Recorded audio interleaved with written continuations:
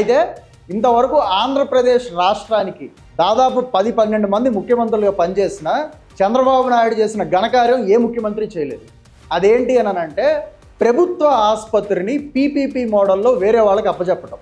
ఉమ్మడి రాష్ట్రం విడిపోయిన తర్వాత 2014లో నూతన ఆంధ్రప్రదేశ్ ఏర్పడిన తర్వాత 2015లో తన సొంత జిల్లాకి సంబంధించిన హాస్పిటల్ ఏదైతే ఉందో చిత్తూరు జిల్లా హాస్పిటల్ని అపోలో హాస్పిటల్స్కి లీజుకి ఇచ్చాడు చంద్రబాబు నాయుడు పీపీపీ మోడల్లో.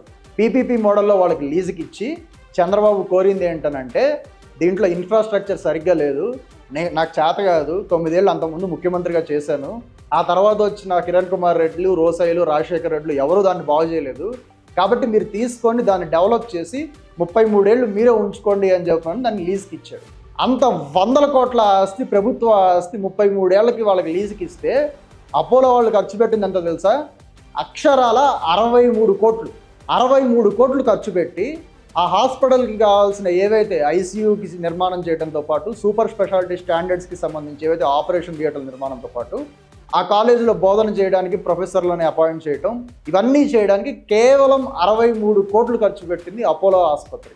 ఇది నేను చెప్తున్న లెక్క కాదు, అపోలో అఫీషియల్గా చెప్పిన లెక్క. అయితే అపోలోకి ఏ టర్మ్స్ అండ్ కండిషన్స్ మీద లీజుకి ఇచ్చాడు అన్నది ఇంతవరకు బహిర్గతం కాలేదు. సో చంద్రబాబు నాయుడు 2015లో పీపీపీ మోడల్లో Chittoor medical hospital, Chittoor government hospital ఏదైతే లీజుకి ఇచ్చాడో అదే లోపభూయితంగా ఉంది. అది అయిపోయింది అని అనుకుంటే తన 5 ఏళ్ల కెరీర్లో, తన 5 ఏళ్ల పాలనలో 2014 నుంచి 19 మధ్యలో ఒక్క ప్రభుత్వ మెడికల్ కాలేజీ కూడా నిర్మాణం చేయడం సంగతి పక్కన పెట్టండి, కనీసం అనుమతులు కూడా తీసుకొని రాలేదు చంద్రబాబు నాయుడు.